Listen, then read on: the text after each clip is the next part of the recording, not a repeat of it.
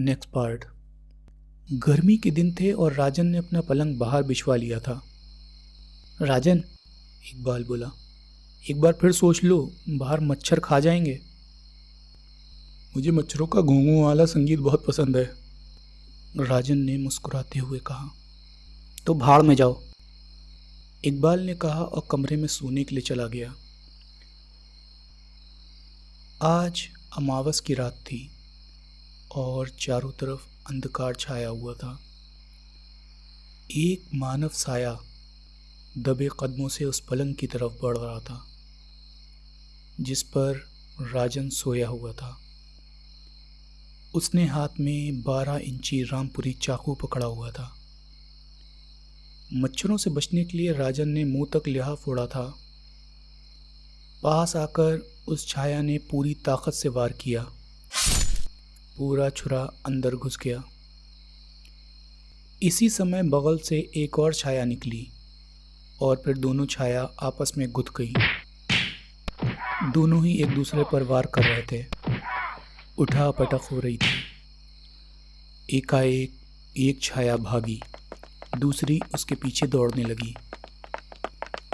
धमा चौकड़ी की आवाज़ें सुनकर सब जागकर बाहर आ गए। बरामदे की रोशनी जला ली गई।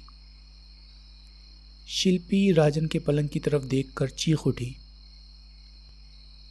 उसके सिर्फ सिर के बाल दिखाई दे रहे थे, बाकी भाग चादर से ढका हुआ था।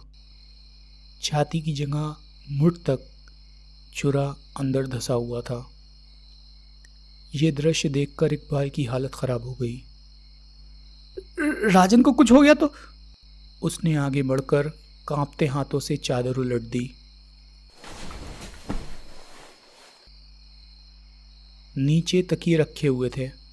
एक कपड़े के गोले पर बाल चिपके हुए थे जो सिर का आभास देते थे।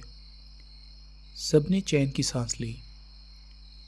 इसी समय राजन अंधेरे से प्रकट हुआ। शिल्पी ने पूछा, ये सब क्या है? मुझे विश्वास था आज मुझ पर हमला होगा, क्योंकि मैंने अपराधी का एक भेद उजागर कर दिया था। अतः अपराधी को पकड़ने के लिए मुझे नाटक करना पड़ा। तुम्हें कुछ हो जाता तो? जो लोहे के बने होते हैं उन्हें कुछ नहीं होता, लेकिन ठाकुर साहब दिखाई नहीं दे रहे। कमरे में होंगे, शायद उनकी नींद नहीं खुली हो। नौकर को उनके कमरे में भेजा गया। उसने आकर बताया मालिक कमरे में नहीं है। फिर राजन के साथ सब उनके कमरे में पहुंचे। ठाकुर श्याम सिंह के पलंग पर बिछी चादर की सिलवटें बता रही थी कि वो पलंग पर सोए जरूर थे। शिल्पी परेशान स्वर में बोली, कहाँ होंगे? जहां भी होंगे वापस आ जाएंगे, चिंता मत करो। रात अभी बाकी है, सब अपने अपने कमरों में जाकर सो जाइए। सब चले गए। राजन इकबाल भी अपने कमरे में आ गए। जब राजन को विश्वास हो गया सब सो गए होंगे तो वो उठता हुआ बोला, आओ इकबाल। कहाँ जाना है? लड़कियों की तरह सवाल कम करो, बहादुरों की तरह मेरे साथ चलो। तुम मुझे जोश जोश चढ़ा रहे हो? देख लो, मैं सचमुच चल पड़ूंगा। इकबाल ने आंखें निकालते हुए कहा। राजन मुस्कुराता हुआ बाहर निकल गया। इकबाल भी दौड़ता हुआ उसके पीछे आ गया और फिर पूछा, जा कहाँ रहे हो? खंडहर में, ताकि तुम्हें भूतों के दर्शन करा सकूं। यार, तुम भी किसी भूत से कम थोड़ी हो। खंडहर पिछले भाग में था। किसी जगह छत बाकी थी, किसी जगह दीवार।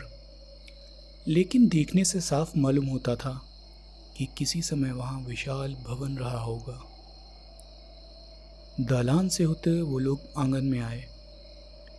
फिर वो लोग एक दुर्गंध भरी कोठरी में प्रविष्ट हुए। टॉर्च की रोशनी देखते ही कई चमगादड़ ची ची करते हुए बाहर की तरफ भागे।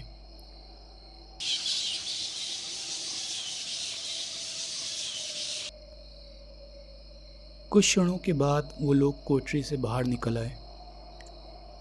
कोई 20 मिनट खंडहर में भटकने के बाद इकबाल ने पूछा, आखिर तुम तलाश क्या कर रहे हो? वो रहस्य जो इस खंडहर में छुपा है। तभी इकबाल भर्राए स्वर में बोला, अरे बाप रे, भूत। फिर वो राजन से लिपट गया। मैं एक थप्पड़ मार दूंगा। यार सचमुच भूत है, वो देखो गड्ढे के ऊपर हवा में चकरा रहे हैं।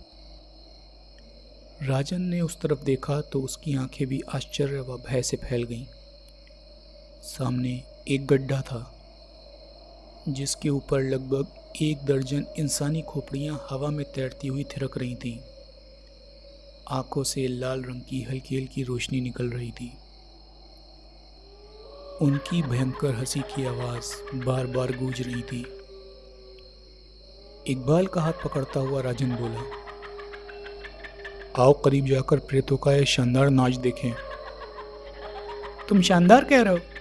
मेरी तो दुखदुखी की धक धक 100 मील की रफ्तार से बढ़ गई है। और अगर उन्होंने हमारी खोपड़ियों पर नृत्य करना शुरू कर दिया तो सिर पर एक बाल भी नहीं बचेगा। चलो वरना थप्पड़ मार दूंगा। तुम्हारे थप्पड़ से अच्छा खोपड़ियों की मार से मरना पसंद करूंगा। चलो। इकबाल रू देने वाले स्वर में बोला।